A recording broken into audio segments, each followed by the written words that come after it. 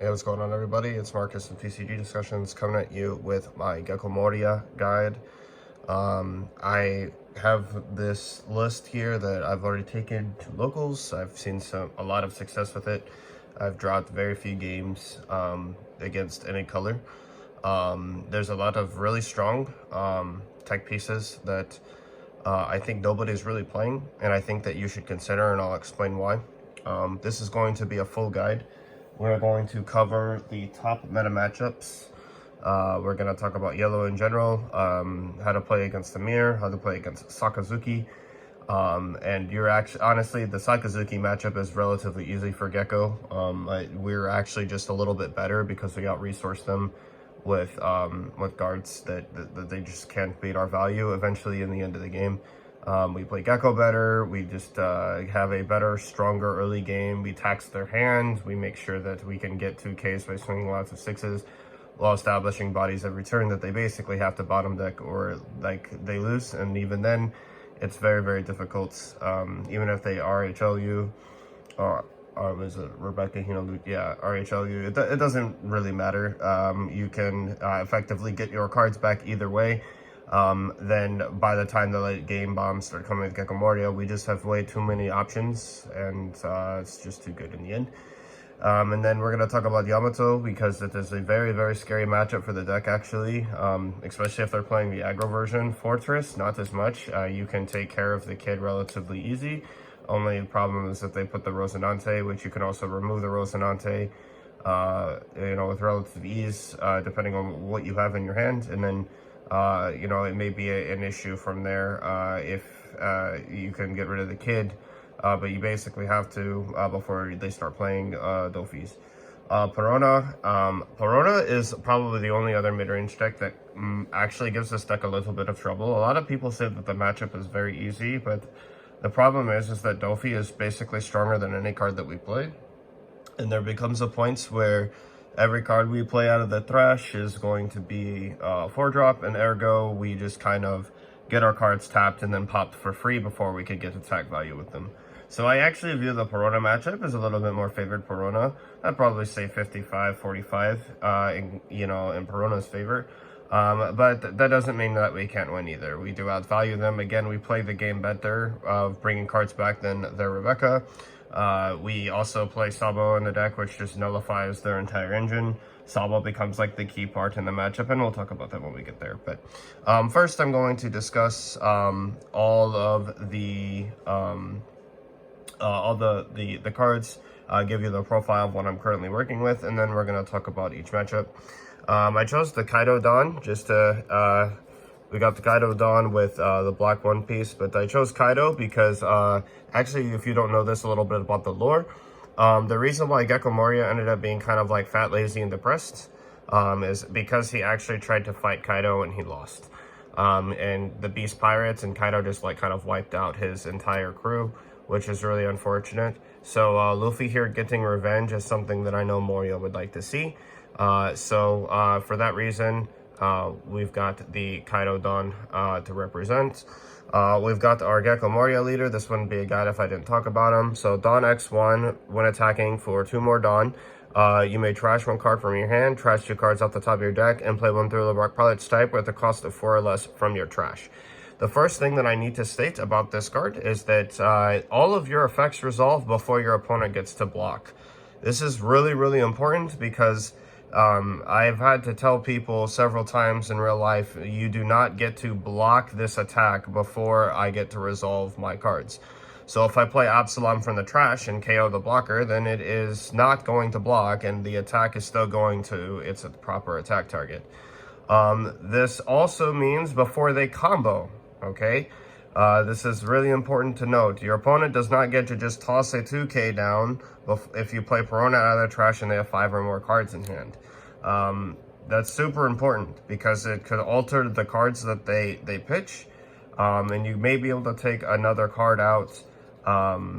They may be forced to take the damage and not do that. Sometimes people just counter out and then think that like the attack is resolved, and that's just not the case. They have to do that in the correct order. So make sure that your opponents do that.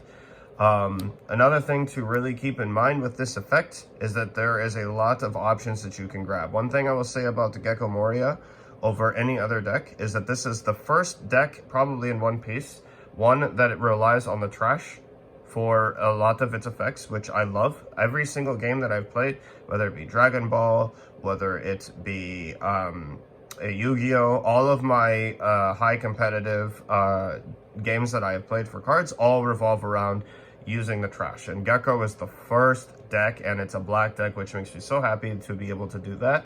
And we really like this deck. So this deck is also a mid-range deck that is got tempo, board control, and resource management control. So this is the first deck that actually checks the box and probably A at least in all of those.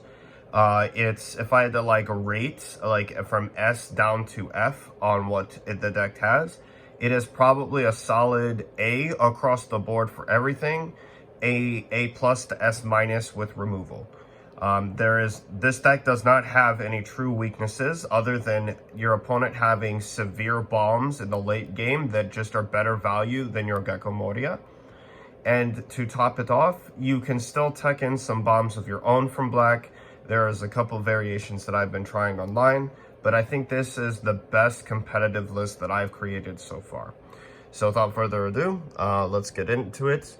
And now that we've done our little explanation about the leader, I'll start talking about the early game. So we're going to start off with our 4 Sindri, 3 Brenu, and 1 Inupe. Okay? So Awaken TCG just put up his video talking about Brenu, saying that it is a mandatory 4 of. It is a plus, and it is also a searcher while putting cards into your trash. I can agree to that to an extent, but Inupe is actually very important for a different reason. So this deck severely struggles if you don't see your removal, period. Or if you don't see your impactful pieces early, or you don't have a big enough trash. So both Sindri and Inupe here both actually help your trash in a lot more ways than Brenu does. And there's a whole host of reasons why I think like Inupe could be as strong as Brenu and why we play him at 1. But to start off with Sindri, and Sindri is a card that on play, you can trash the top 5 cards of your deck. It does not matter if I have Brenu in my hand, I will play Sindri every time. She may be a 2K, and that may be, yeah, it is what it is. But if we take second against Going Saka and we play the Brenu, Sindri is just going to be a better card in the end. They don't swing with a lot of big threats early that require us to use a 2K. We have more life than they do. And furthermore, the Sindri is not a card that they really want to hand blaze. They would rather wait until we swing with the card. But the entire point is to set up our trash. If we don't open up with Perona, which we'll talk about her in a second, you're not going to be able to have a very strong game as you would against Sakazuki. If I do have Perona in my hand already, I will then proceed to play Brenu and keep the 2K. But only under that circumstance against Saka. And we'll talk about everything in the matchups as we, when I get to the deck breakdowns. But Sindri is an incredibly strong turn 1 play, regardless of whether going first or second. Putting 5 cards into your trash early can literally put your leader online for the rest of the game. And we play more Thriller Bark cards than the average list to basically benefit off of this the most. And you'll understand what I mean when we get there to the tech cards. We also play 3 Brenu. It is an amazing card. If we don't have Sindri in our hand, it is a card that we will immediately play. We all know what Brenu does. Inupe. Inupe, though, is a little bit different. He is the replacement for the 4th Brenu, so we still play only 8 turn 1 targets if we're going second. But on play, if your leader is Thriller Bark Pirates, you draw 2, trash 2, and on KO. So this card basically acts like a Brenu with a Sabo effect. You're not going to plus, which is fine, but it is a Thriller Bark card that has access to be brought back from your trash off the leader effect to filter out your hand at any point if it's bad or you're not seeing the cards you need to see, which is the reason why we play him. The other reason is that on KO, he also gets this effect. So basically, for getting rid of the card, your opponent is letting you filter more cards. In terms of total value to the trash, he doubles Brenu. So for that reason, we are playing a Nupe at 1. If they ever banned Brenu, we would play for a Nupe. So that is the reason for those starting 8. Next, on to the cards that we want to immediately bring out of our trash.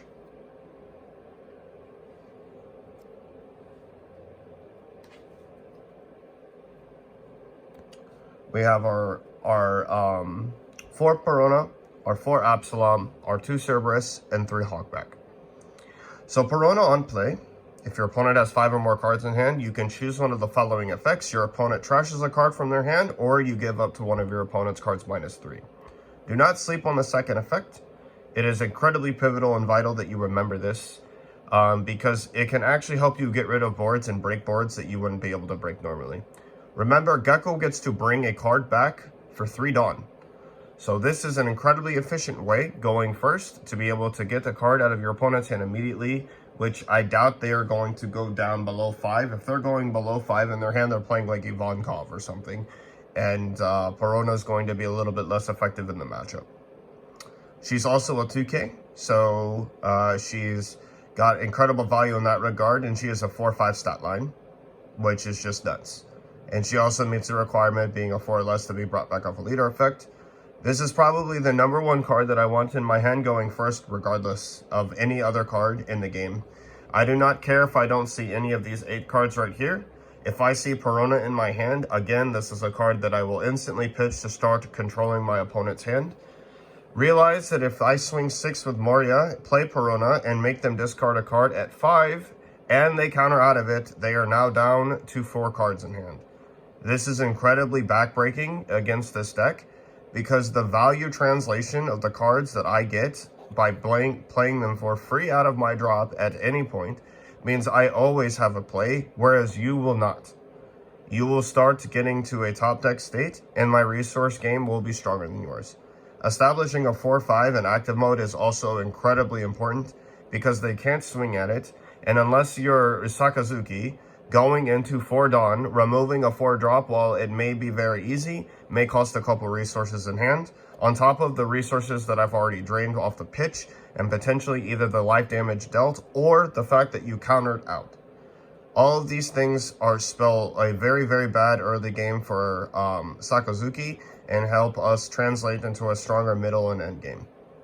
Next, we've got Absalom, 1K counter, 4 for 5 body, that on play, you may return 2 cards from your trash to the bottom of your deck in any order in order to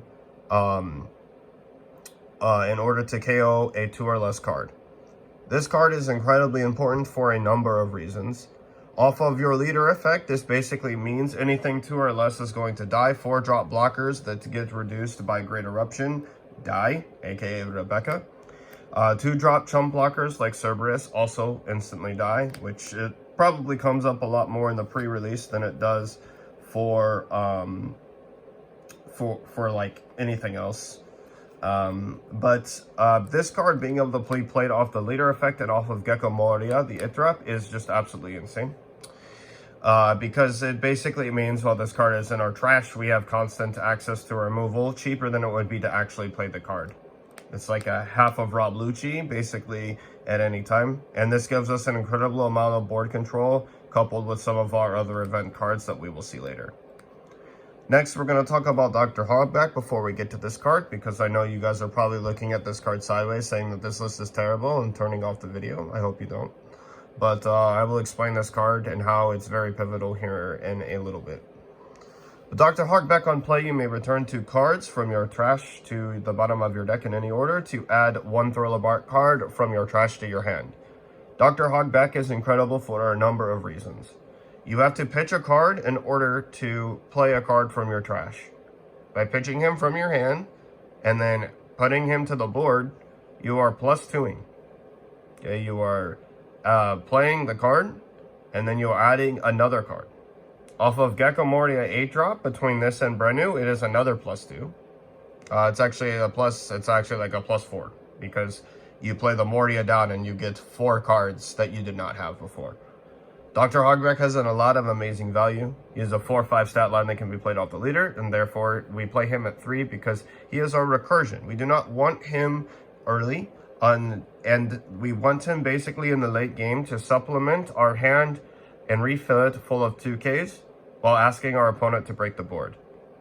And therefore, I think that this card is needed to be seen at some point in the game, but it's not immediate that we need to see it in the early game, so we play him at 3. Cerberus. So Cerberus is a card that I have been testing a lot with, but there's something about him that I think is incredibly pivotal across many matchups, primarily anything to do with yellow. And Cerberus basically makes your opponent's kill curves or attack patterns very, very weird. And I will tell you why. Number 1, he has a card, they use a blocker that is not going away. If the card is not bottom decked and is KO'd, it can always be brought back off the leader. This is incredibly strong against Yamato, where basically your opponent basically wants to swing double or double banish, and without resting the Cerberus first, so committing another card to get the card tapped down, they are constantly running into this blocker. Meaning we have the option select on whether to take double attacks from Yamato or not. This is very, very, very strong.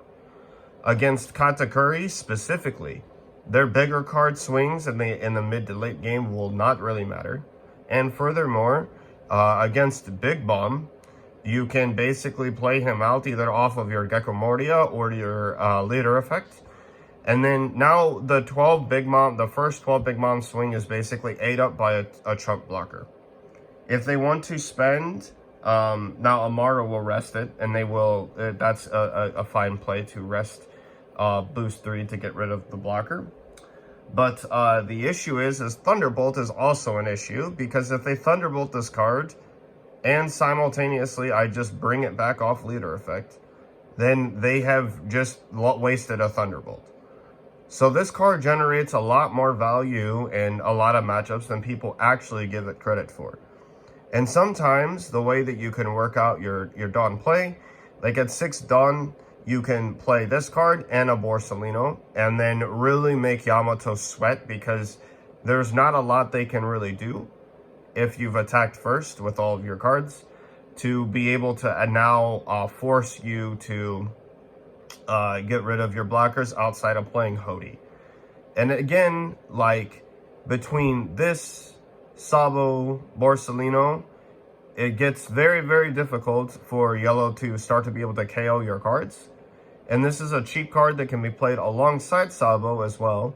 So if you bring it back, let's say 8 Dawn, you don't want to commit to Gecko Moria, you can bring back the Cerberus and then play the Sabo.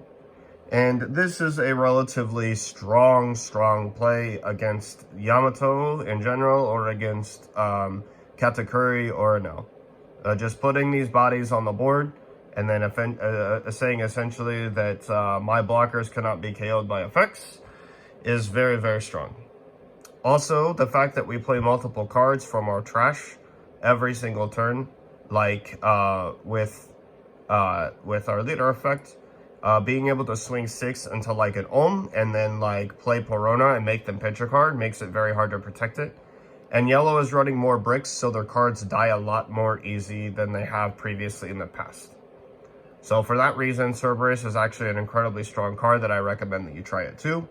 Obviously, Rebecca Hino Lucci, which is not going to be a thing in this profile variant specifically, is not what we're playing. We're going for the consistency off of the Thriller Bark engine coupled with our key tempo plays mixed with our resource management.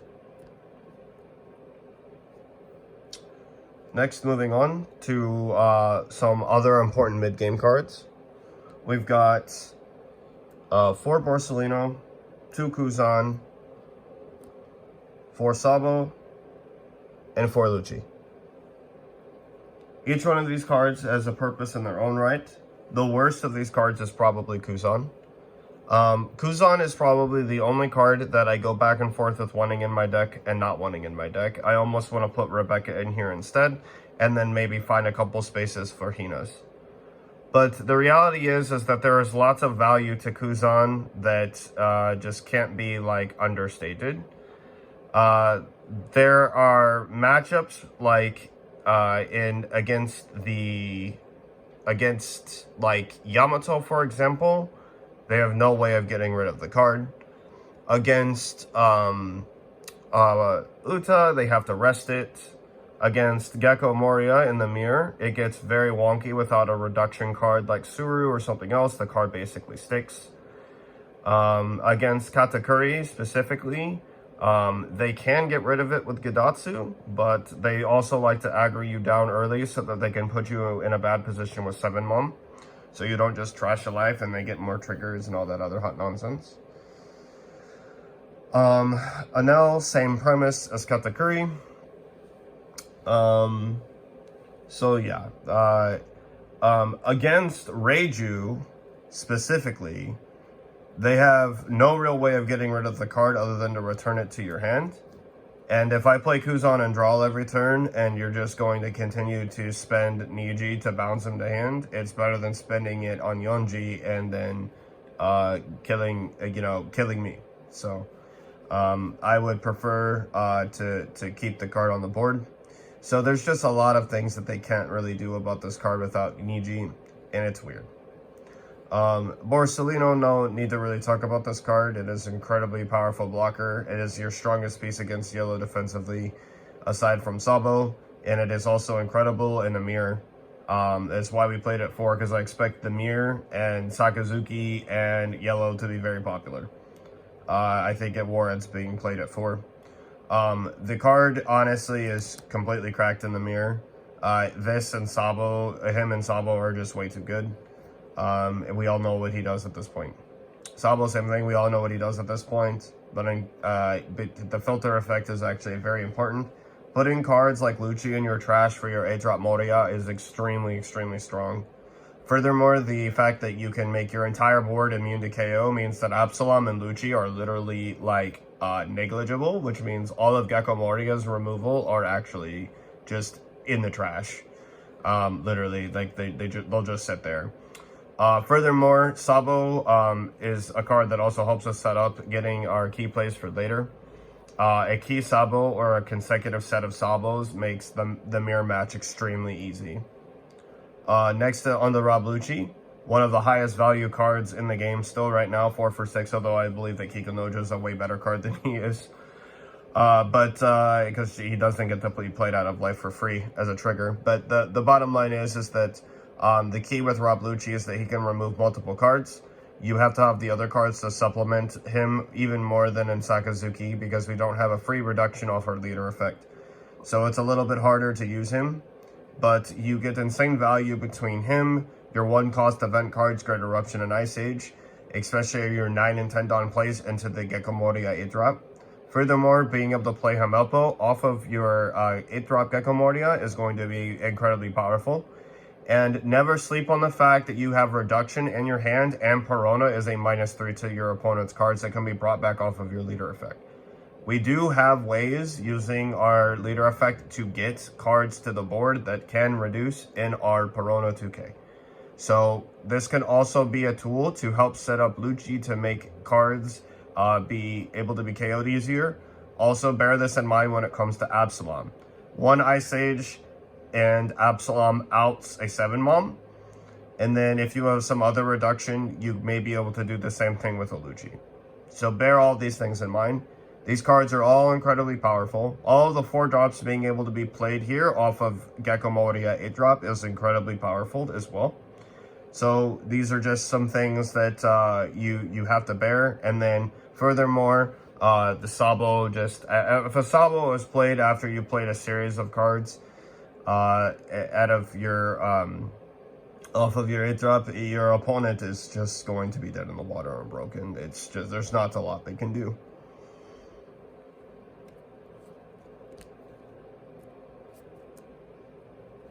Moving on to our reducers. We're going to go, we've got 4 Suru, 2 Hamapo, 3 Ice Age, and 3 Great Eruption. Unfortunately, right now, we do not play the 4th Ice Age. And right now, I'm deciding to do a 3-3 split between Great Eruption and Ice Age. I could go 4 Great Eruption and 2 Ice Age, but Ice Age is too powerful of a card in this deck specifically. Why is it too powerful of a card?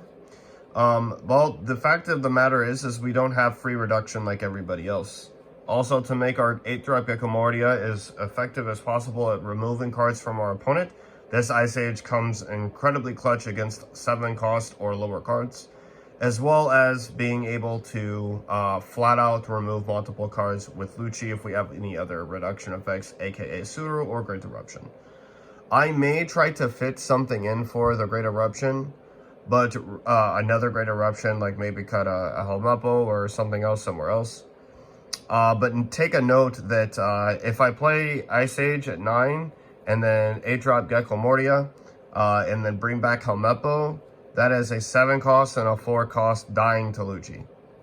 So that is some pretty strong value and not something to really sleep on. And you put at least 1 card for the Lucci into the trash. We know what all of these cards do, probably, other than Helmepo. Helmepo is a relatively new card that's being played in the meta, but it is a 2-cost card, 3k power, that has 1k counter. And then on play, you can choose up to one of your opponent's cards, and it gets -3. Never sleep on being able to play this card out of your hand either. It is basically the Perona -3 for 2. And it is 2 less Dawn that you would have to get if you played Perona directly from hand, and 1 less Dawn if you were trying to play Perona off your leader. Also, this card in conjunction with Absalom in the mid-game or the late game is incredibly powerful at removing any 5-drop or less from the game. So this is a very, very key card. Potentially, you know, if I wanted to move to more of an RHL build, which there is definitely space and room to do that, I would consider playing maybe 1 less Helmepo and then transitioning to some other cards. But for now, this is where we're at. And then for Suru, it's no surprise that we're going to play 4 of her. She is what she is. An incredibly powerful card, as both as a 2k and as a card that reduces a card by 2. With Suru at 4, we also run 12 2ks between the Perona, Sindri, and her. And if you play a Sindri, you're down to 11, so that's still a relatively good amount of 2ks. So we have a high amount of defense. These are the ratios that we play. The trigger off of both of the Ice Age and the Great Eruption can come up. Popping a 3 or less card against certain matchups is really strong. And then, of course, the same thing, being able to make your opponent discard a card. In the late game, this can be absolute curtains for your opponent. And then on to the final card, the final 4 that we play. We play 4 8-drop Gecko Moria. On play, this card allows you to take a card with a cost of 4 and 2 and play 1 of active and 1 in rust mode. One of the combos that I want to extremely point out here is that you can basically bring everything out of the deck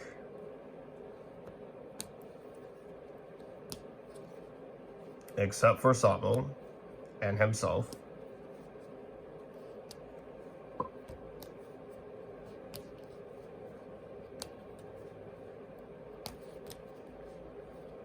To the board. This is every card except for himself and Sabo to be able to be brought back. So with Kuzan and Brenu, for example, you could +2. These are just some little combos that you could do. With Perona and Cerberus, You could make them pitch a card and establish a blocker. This blocker theme is going to be very, very important when we discuss matchups later. You could play Hogback. So these are all the lower end cards. I guess I should just kind of separate these off. But Hogback, brand new, for example, could also be another sets of pluses. Hogback and Cerberus could be a plus off of a 2K that is already into your drop while establishing a blocker. And you can see how that would be incredibly powerful. I put a blocker on the board and added a 2K to hand. That is better value in general than trying to search for a card and potentially whiff. I get the card guaranteed to my hand. And the card is also, like, if it is the Perona that I add back to my hand, then I get a lot of value potentially in reduction, or a free pitch target to bring back off my leader next turn, if they have a high amount of cards.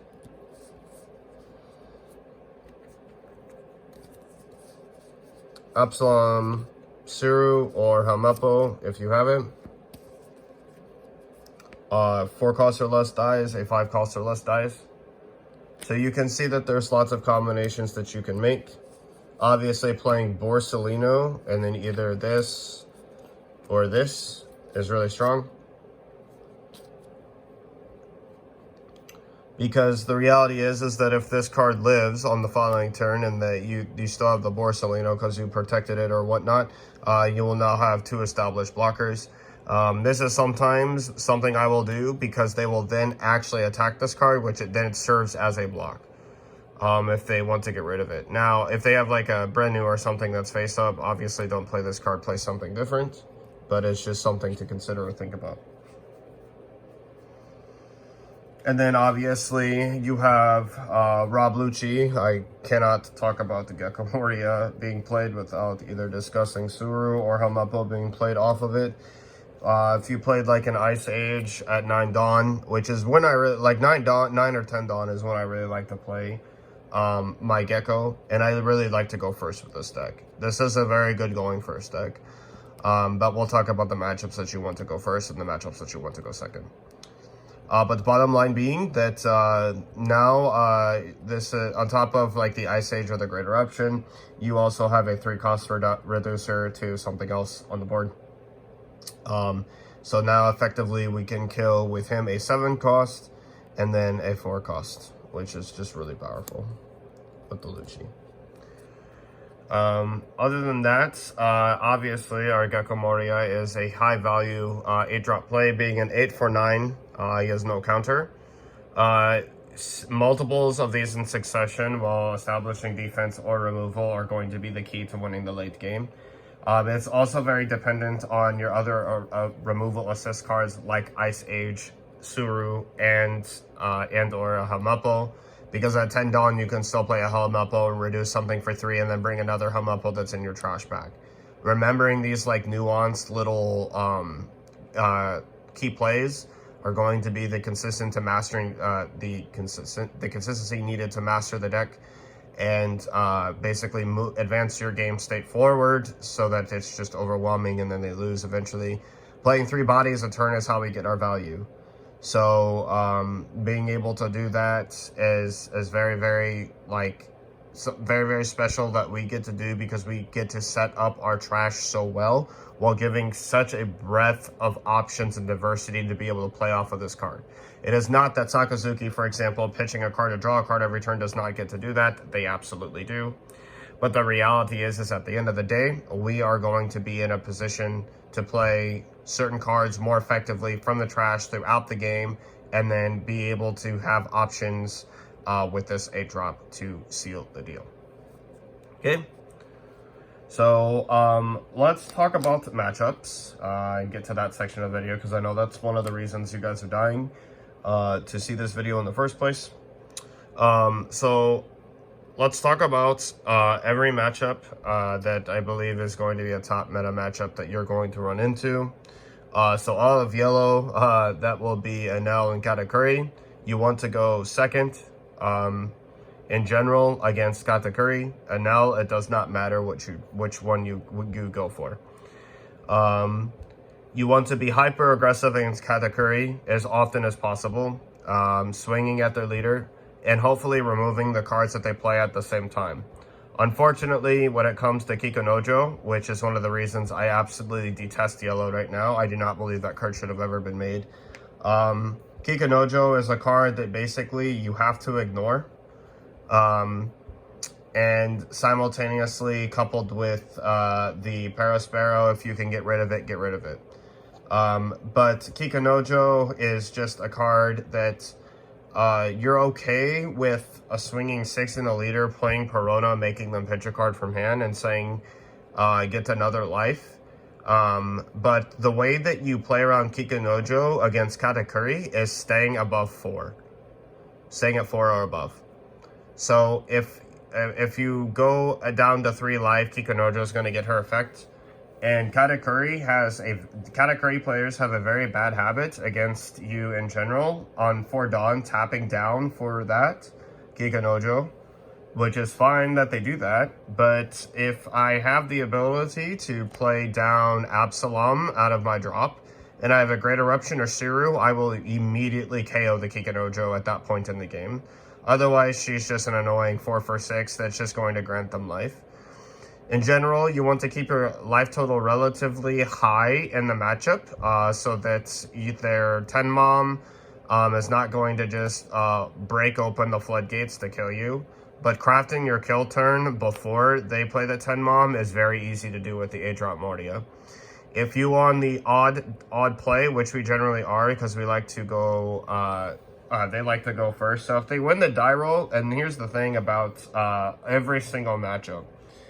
Going first or second, this deck is extremely strong. It does not matter. I either have more resources to remove your cards and handle your game state, or I have less and then still get the benefits of like Perona if I can see it early and absolutely pressuring your life and your hands at the same time. So it does not matter really to you whether you go first or second. You both have a turn 1 play, both in the going first or second with the Sindri or the Brenu. So in every single one of these matchups, do not sweat it if their opponent takes the preferred matchup turn from you. You basically have the option select to go first or second either way. And furthermore, you're basically going to be favored in almost every position possible. On the even curve, you get to this card faster. On the odd curve, when you do get to this card, you get to this card plus an extra Dawn, so it makes your removal better. So it's not terrible. Furthermore, realize that you can play a 4-drop at 3 Dawn, which means that you're ahead of more of your opponent's curve pieces anyway. They basically would have to wait to 5 Dawn to play your cards that are 4 or less if they have to go first. Even if you go first, that's not the case. So, the key cards that you want against the yellow matchup are Perona, Ice Age, Great Eruption, Tsuru, and Sabo. Borsellino. And the good news is, a lot of these cards, your trash acts as a secondary source. And then obviously the drop Moria. This card is going to be pivotal in every single matchup, no matter what. And then Cerberus, I forgot about him. Absalom is not bad. So against yellow, every single one of these cards is extremely broken.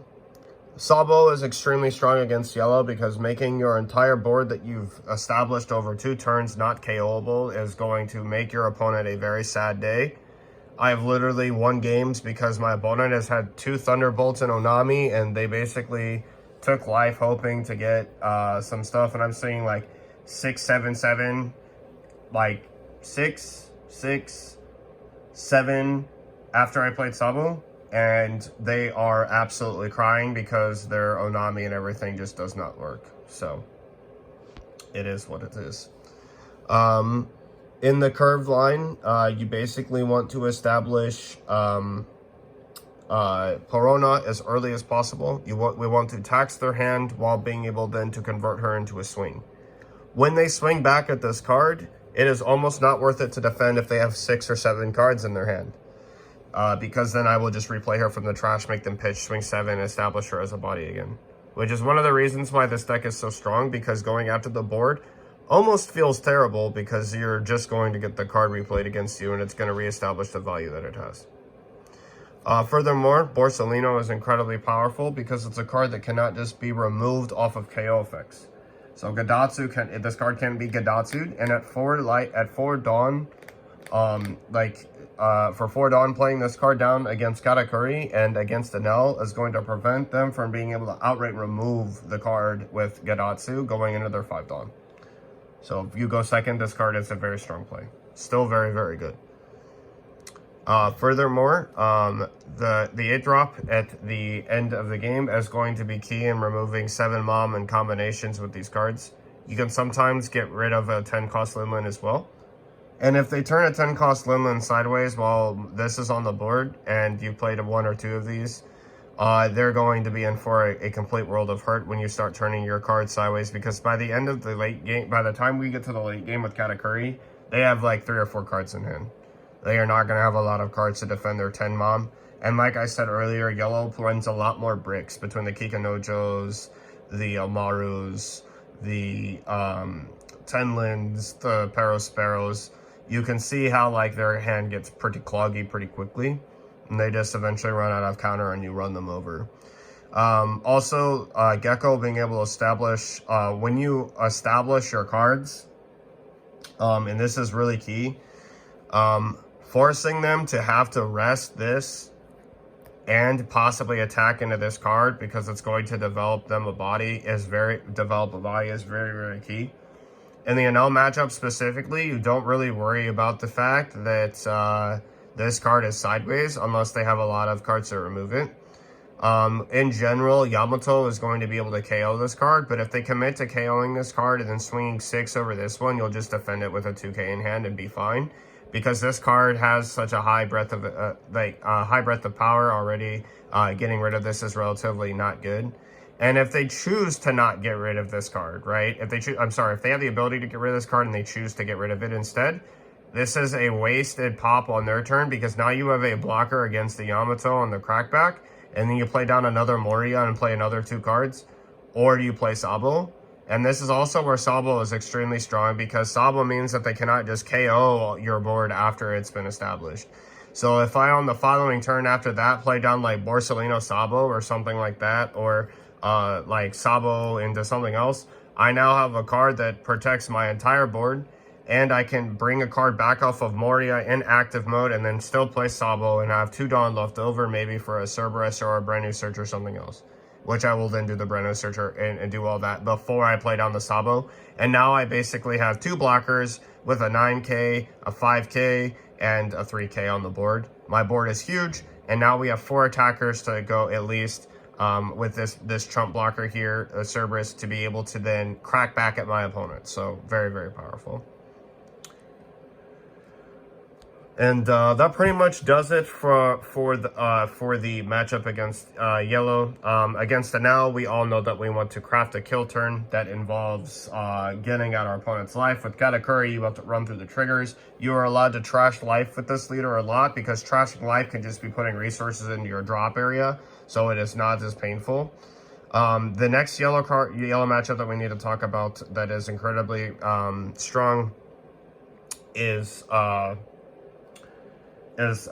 Yamato. So Yamato is this card right here is the MVP. I won't lie to you. It is very, very, very, very, very strong into Yamato. If you go second against Yamato and you draw Cerberus, you're already winning the game. I can't express how, if they don't have the ability to tap this card and swing for a meaningful strike with their leader, they will literally not invest any Dawn into their leader, and then you just get to counter out while this card sits on the board for another turn. It's incredibly strong in Yamato. It's one of the reasons that we play it. This also, as long as this card sits on the board, makes Onami double banish just not possible. They, like, at 5 Dawn, because Yamato likes to go first, at 5 Dawn, they can't swing 8 double banish.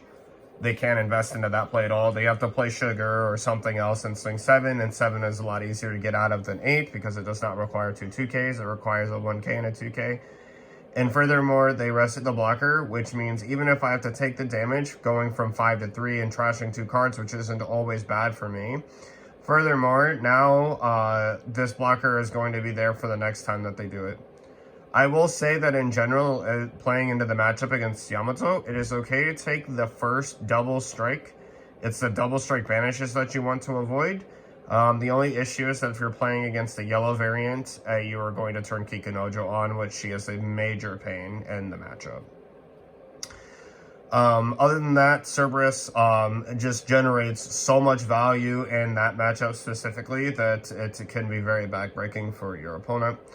And if you need to protect your Gecko Moria in the late game, that you eventually will try to play from like a 10 swing or something else, he is there. He basically does that for every matchup, especially in the mirror, which is most important, but we'll talk about that here in a bit. With Sabo is extremely strong as well. He is not only a blocker, but he protects us from Onami, which is how they get a lot of value. Borsalino is just a stronger Cerberus, which requires more for them to tap down and get rid of. Perona is a very strong key card because in the matchup, we're going to start ripping their hand early while swinging at them. The other thing is that if they trigger cards out of life to play to the board, we can, in fact, prevent their Kikanojos from coming to the board if we have high life. As well as, so like if we go first, for example, and Kikanojo is at the top of their life, I will gladly swing 6 and take a card from their hand saying, give me another 2K out of your hand on top of that. Otherwise, take the damage. And if I am at 5 life, which I will be because I couldn't have swung if I went first, this means that now they are in a terrible position to play Kikunojo, whereas they would have been able to swing 8 potentially first, and if I didn't have the Cerberus or the ability to counter out of that, now if I hit Kikunojo, it's going to be live. Furthermore, just being able to rip a card out of their hand means they have less resources and able to play against me to aggro me down. And on top of that, she's a high incentive to take the damage that I just swung at early. Absalom is very powerful to removing Om Holy in the yellow matchup. He's also very strong at removing the 8-cost kid in the Fortress build. Because of Ice Age and our ability to play out Nepo, you can effectively get rid of the card. He's also very strong at getting rid of the Dressrosa blocker.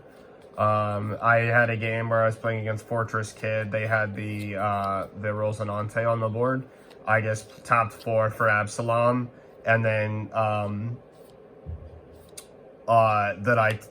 basically put like 5 Dawn into Moria and then swung over it. So this is a very strong card in the matchup no matter what. And by that point in the game, they do not have a lot of, in the Fortress build per se, they do not have a lot of ability to have combo to protect their kid. Your 2Ks are obviously very, very important. Not taking the double banish is going to be the best course of action for you. You basically take life when you want to replenish your hand because you've played a couple cards here and there. Great Eruption and Ice Age are okay, and Brenu is also okay. If we're playing Brenu turn 1, that means our opponent's probably going to be able to slap us in the face for 2, which is going to put us at 3, which is going to turn on Kikunojo, which is very, very annoying in the matchup. And if they swing 5, if you go first, they swing 5, play Kikunojo from hand, by God, just get rid of it and protect the 5 at all costs. El Mopo is also very strong because off the Gecko Moria play, bringing back Lucci, which Lucci is going to be probably like the most important against the wide boards. There's a lot you can do against their late game when they start to reestablish pressure off of Holy. They also have the ability to go wide relatively early between the, what is it? The Mihawk that can play down Kikanojo, which is just outright stupid. I really wish that would not exist. If that play does occur, you just turn your cards sideways into the Kikanojo as best as you can, just to prevent them from getting any value off the card and not healing a life. So yeah. And then Lucci is going to be very important for breaking the boards early and late as well, in tandem with your Gecko Moria. Moving on to the mirror match. I'm going to put all of these cards down, all 4 copies. This is how you win the mirror. And this is how you win the mirror.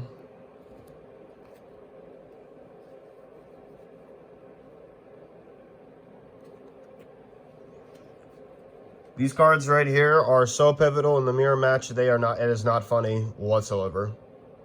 These cards have 10 out of 10 value, 0 underestimation in that regard. I will just arrogantly say that anyone who disagrees with me about how pivotal these cards are in the matchup has no idea what they're talking about. There's a number of reasons why that's the case. In the Sakazuki mirror in OP05, Rebecca Hino Lucci, whoever did that more times in the game won. Well, the guy who establishes more of these cards in the game will generally win the game. But furthermore, Sabo becomes extremely more important because Gecko Moria only has the ability to remove your cards via KO. I played the mirror match, and my opponent thought that he could get away with not KOing one of my cards because he wanted the ability to KO 2, and if he waited a turn, he was going to be able to do so. I played Sabo and completely screwed his entire plan, and then I played Sabo again, completely screwing his plan further. Wait a second. No, I played Sabo the turn after that, and by the time that I played him, screwed his plan, the next turn played Moria, and then I played the Sabo again after that, and it was just far too late. I had too much value on the board with the Sabo. But he's just so broken against the mirror that he is so pivotal. These are the most important 8 cards you are going to see in the matchup, and everything else is descending order from these 2. That does not mean I want you to have 4 Morias in your hand, by the way, or 4 Sabos. Just that if you see them, that you do not want to get rid of them, in general. You do not want to get rid of them, or you want to bring him back off of Hogback as soon as you can, as soon as he's able to be played. Kuzan is not bad in the mirror because it's a little bit wonky for them to get rid of him early. But at 4 Dawn, it can be done with great eruption into Absalom, so be careful. Barcelino is also very strong because this card cannot be KO'd on our opponent's turn. Plain and simple. It's just good. Lucci is going to be very strong because at mid to late game we'll be able to get rid of multiple cards that are on our opponent's board, especially if you play my variant, so our risk gets very, very, very iffy. Absalom is very strong because at the end of the day, Absalom is Absalom. You're going to be able to remove, a select card per turn and pop it and get rid of it. So like the Perona on the board will get less value if you can just get rid of her right away. So he is very, very strong, and being able to be brought off the leader effect is very, very good. Perona is incredibly powerful because a lot of Gecko Moria players like to go second, which is just absolutely ludicrous.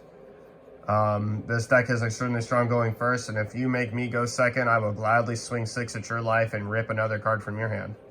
And while you think, oh yeah, well, it's a card that I just trashed and get to bring back anyway, in the mirror match, this is all about resource management. The player who strikes first and establishes the body that's going to also swing at you is the player that's going to win the game.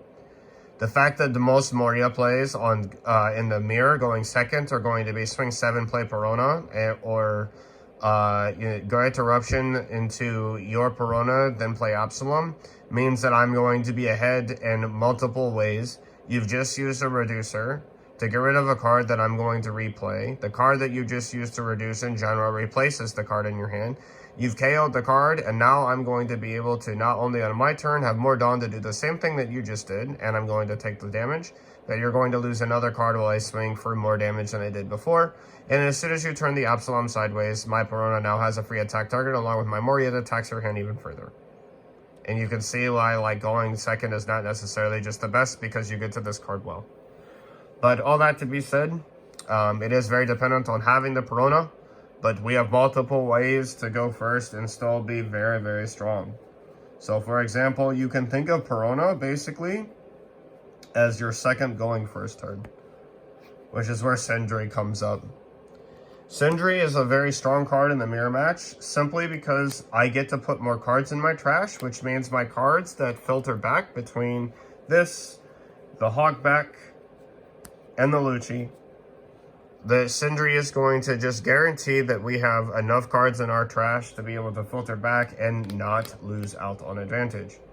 Again, it's a resource management game, and playing both the Kuzan off of this and either the Anupe, and I'm actually going to say Anupe here because for the same reason that Sindri is good, or the Brenu, we get a ton of advantage over our opponent, whether we be setting up our trash, filtering to the cards we need and getting the cards out of the hand that we don't, or getting to like the 8-drop Gecko Moria that we haven't seen yet, or the Brenu for the same purposes. And Hogback is incredibly important because I can add back the 8-drop Moria, 2K, so on and so forth. Other than that, to remove our opponent's cards, we do have our removal cards, our Ice Age, our Suru, and our Great Eruption. These cards are very, very pivotal, and I can't talk about these without Hamapo. But these cards are also very, very pivotal to be able to help break the board. You can almost always get rid of one Gecko Moria. And if you can get rid of one and they cannot get rid of yours, you're winning the game. So that pretty much does it for the mirror. Moving on to we're gonna set these cards back down here. Perona. Again, these are the most important 8 cards in your entire deck. Gecko Moria over here, being what he is just really, really strong. And he is going to be our key pivotal piece. In the early game, we want to pressure high. So Hogback actually becomes important just as a body that's going to help add cards to our hand to be able to defend. And then Sabo is going to be the card that protects those bodies. So if I can establish Perona and they cannot get rid of the Perona, which I don't see why they cannot unless they... I guess like if I go first, the only way they cannot get rid of... They can only get rid of Perona is if they have Ryuma. Or they have the 4-cost event card. Those are the only 2 main ways. They can't use the X-Drake, and they won't be able to play Brook either. But basically, they have to have Ryuma to be able to get rid of the Perona, and then at that point, if I can play Sabo on turn 3 with and protect the Perona and swing 5/5, and then have the 6 blocker, that's massive. If I can do this in succession every turn and protect the card, it's just money. So these cards are all very strong. Also, the Absalom is kind of interesting because at 8th Dawn, you can play down Sabo, protect your board, and swing and bring back the Absalom. And if you have like a Reducer, like a Kuzan on the board, you can get rid of the Ryuma and just like not have to really worry about it. But that's very, very niche. Kuzan is not nearly as strong in the matchup because he gets rested and either attacked on by the leader and the other cards or straight up KO'd. And in the matchup, you're basically forced to let anything that they swing at, as long as they have the Dawn to be able to play X-Drake or Ryuma and it's 4 or less on your board, you basically have to let it die. It's really unfortunate. Simultaneously, Lucci is going to be very strong. Because you can get rid of multiple cards on their board, and if I trade 2 for 1, I'm fine with that. Borsalino is obviously extremely powerful in the matchup, both as an attacker and as a card that is defense. On their turn, he's 6k. Furthermore, he cannot be KO'd. Borsalino is probably, at this point, I'm actually going to just set all photocopies down. Borsalino in that matchup is actually up here.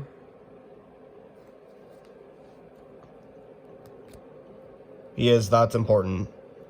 Can't believe I didn't even think about that, but he is that important, both as an attacker and as a defender. He is just way too strong. They don't have any, yeah, they have rest effects, but if I'm aggressive with him, he is just basically an unkillable card to their effects and something they must swing at. And the leader does not get to just swing free 5 at him, and he is worth defending because he cannot be KO'd by the effects of our opponent.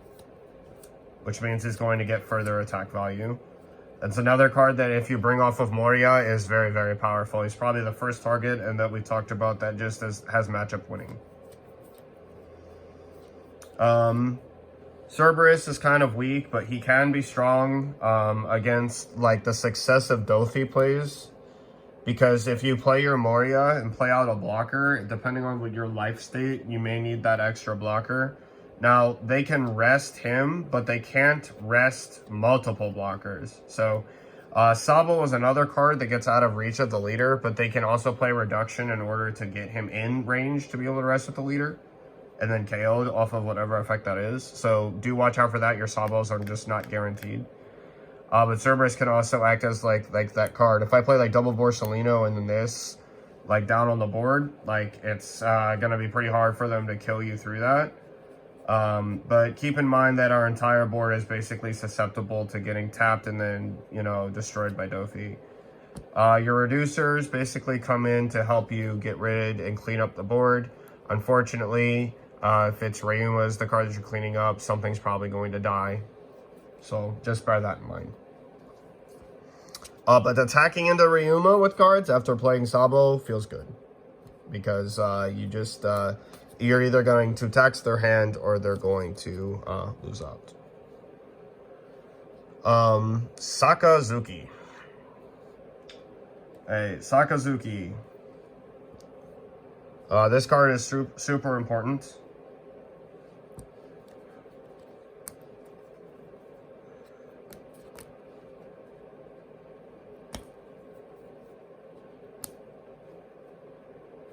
I'm going to put a copy of every card down here. I'll have a Cerberus over here as well, just to make sure that I have one. Let me see. I'm not sure if I set them down. Play 2 Guardian. Yep, okay. Every single card in this deck is good against the Sakazuki matchup. Because this entire deck is good against Sakazuki. Period. Our late game is more powerful than theirs are because we have more options to play off of our cards. We are constantly taxing their hand. Anything like Sakazuki is already not known for having a lot of 2Ks. Okay, that's fine. I'm just going to swing 6, play this. And then you pitch a card. You get easy pressure out of life by establishing this card. The only bad news for you is that they can bottom deck some of these, which is what makes Sindri so very powerful in the matchup. And put Sindri down here. Both Sindri and Anupe help fill up our trash full of cards that basically make it so that their bottom deck removal is just negligible. And simultaneously, every single one of our reduction cards can be brought back off our Gecko Moria, much like theirs can, or we're playing the same ones that they are. And our Gecko Moria has a lot more breadth of targets to bring out of the trash. They're mainly trying to bring back the Lucci. I'm not sure if there's any other removal. Now, they do have cheaper removal on their Hound's Blaze, and for sure they're better in that regard, and bottom decking definitely does hurt this deck. The issue is this card, specifically, and the fact that our trash on all of their KO effects, if they're any of these cards, which is one of the reasons why we play a little bit higher of a count, we can still bring back cards that get value. Furthermore, this also needs to be said, when playing Gecko Moria, you can play out your Borsalinos, your plays, what have you. But like in terms of trades, like I can still, no matter what happens, whenever with the resources in their hand, no matter what happens with these cards and that we play in succession back to back and respond to their Moria with my Moria. No matter what happens, at the end of the day, as long as I have one card in hand, I have access to these cards. Everything over. And that is the difference. This is the reason why in the War of Attrition we end up winning. We have hand control. We have KO effects. Rebecca is just a non-factor against this deck completely unless Sabo is being played on top of it. And Sabo is where it really hurts, but right now Sabo is being played at 1 in most top lists of that. Which is just absolutely nuts to me because I get it, I get why. It feels weird. It feels wrong. But yeah, this is the key card late game. We want to start trading well with our Moria pieces. Sabo is a little bit stronger because he is a blocker that can be KO, which is going to force them to use Hound's Blaze or the Borsalino or the Amano, like Morikumo or whatever it is, to be able to remove him. But at the end of the day, simultaneously, we are going to still have this 6k swing at them, which is going to tax their hand of 2ks, which is what we want. They do not get as much value off of Moria as we do because we have better targets and we get to recur our cards when they KO our cards. So, in my opinion, this is the best deck into Sakazuki in the entire format. I do not feel more comfortable in playing against Sakazuki with any deck other than this one. That being said, that doesn't mean that we just auto-win. I feel that this is probably a 60-40 favor in for Moria into Saka. It's by no means an auto-win. They obviously have a lot of great cards. But I think that Moria overall just has a stronger game plan throughout the entire game. Whereas they're trying to get set up for a lot of things. And they have to craft things. We just basically play our game, play cards, and then are just a little bit better. Obviously, in our early game, we want to see A, B, and C. We're obviously also looking for her right away. If you can start cycling, like for example, if you go first, play Sindri, you have Perona in hand and another Perona or two get milled off your life, you're just automatically winning the game, like right there. It's gonna be so tough. But yeah. For right now, that's pretty much what I've got for you against Sakazuki. It's going to be very on the fly dependent. Both with what they have and what you do to them. So bear that in mind, and that it's not all going to be just completely straightforward. Alrighty. That pretty much is going to do it for the guide. We went over Enel, Perona, Katakuri, Sakazuki, basically all the meta matchups that I think you're going to really run into. The mirror.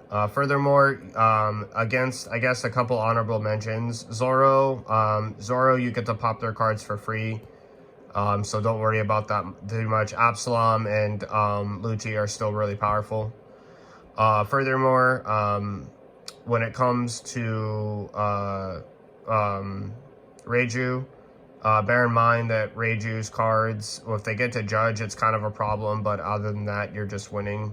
It does not matter. You can, their draw effects basically play into Perona, and they don't have any way to bottom deck, so it's just going to be bad for them. And then Gecko Moria is just way too strong in the late game. Uta, one thing I'd note about Uta is you basically play Uta like you play against Katakuri. You rush her down and then get to Gecko Moria and topple her. The 8 cost kit is not that big of a deal because you playing Gecko Moria in one turn can get rid of all of their blockers. I'm not even trolling. Like if you have one Ice Age, like their Uta 7-drop Luffy are just dead. It doesn't matter.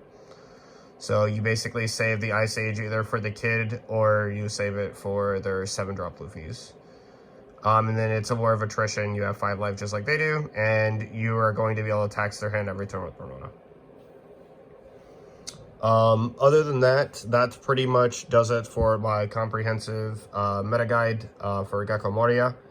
I hope you guys take this and run with it. I hope it's helpful to you. I was really excited to bring this. I'm also excited the rest of my alt art pieces are coming in the mail.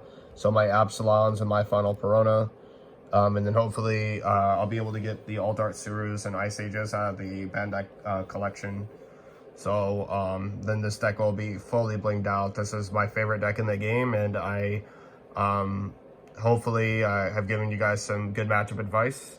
Let me know what you think about this in the comment section down below, and I will be bringing more guides for Yama and some and Perona here soon. So thank you so much for watching. I will see you guys in the next one, and this is Marcus from TCG Discussions signing off. Laters.